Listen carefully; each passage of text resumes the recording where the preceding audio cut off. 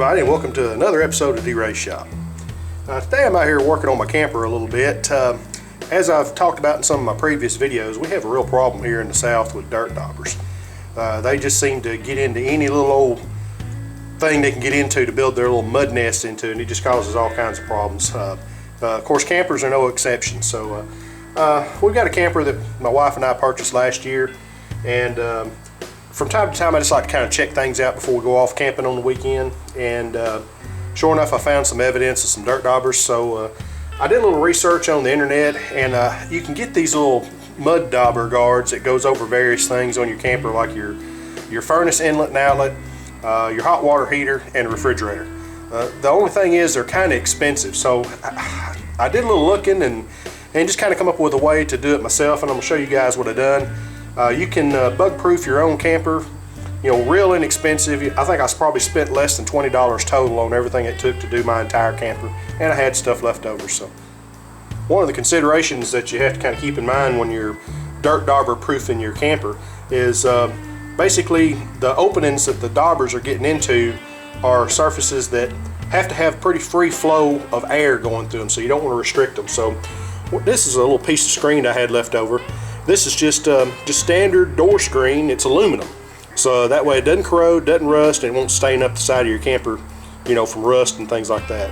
And you can get a roll of this stuff real inexpensive. Doesn't cost hardly anything at all. And let me show you what I got going on here. All right, here's the furnace inlet and outlet, and basically all I did was I just simply took the grill off and just cut me a piece of screen and put in behind it and just reinstalled it. That's not going to restrict any airflow going in or out, but to definitely keep the dirt daubers out.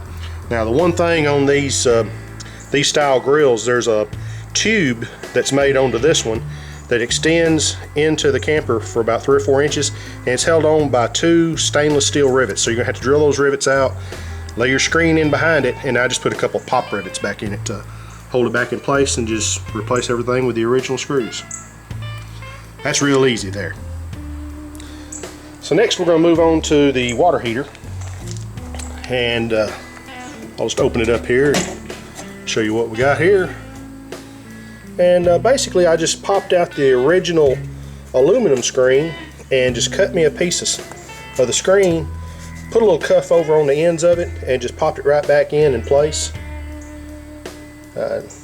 Really easy to do there.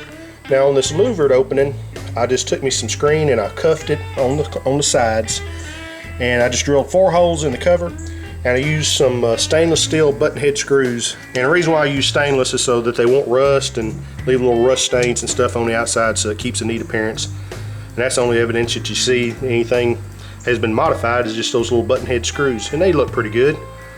It kind of retains a fairly factory appearance. I believe that'll work right there. Now, the refrigerator grill was a little bit more of a challenge because you got some compound curves, you got several openings over a larger area. So, but I believe we got it covered up sufficiently. So let me show you what I did with it.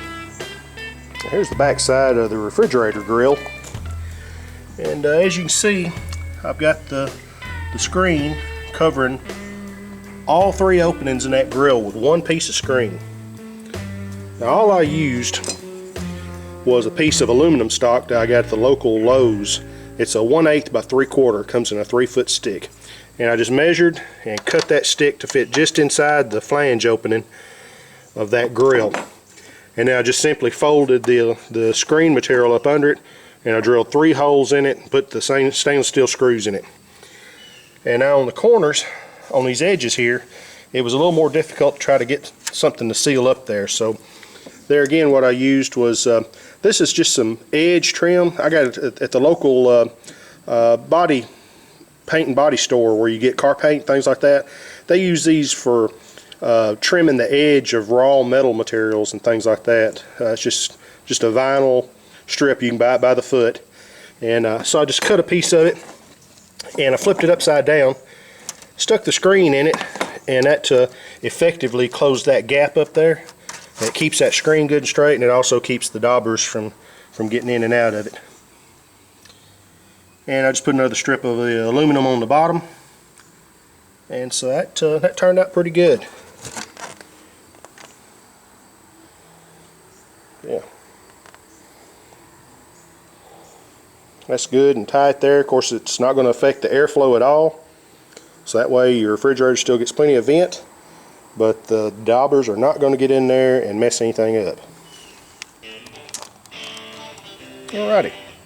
The only evidence you'll see that there's been any modifications done to this grill is just the little stainless button head screws.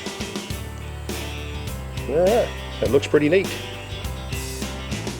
Alrighty guys, well that's going to wrap up another edition of D-Ray's Shop. Appreciate you guys watching. Y'all have a good one. We'll see you next time around.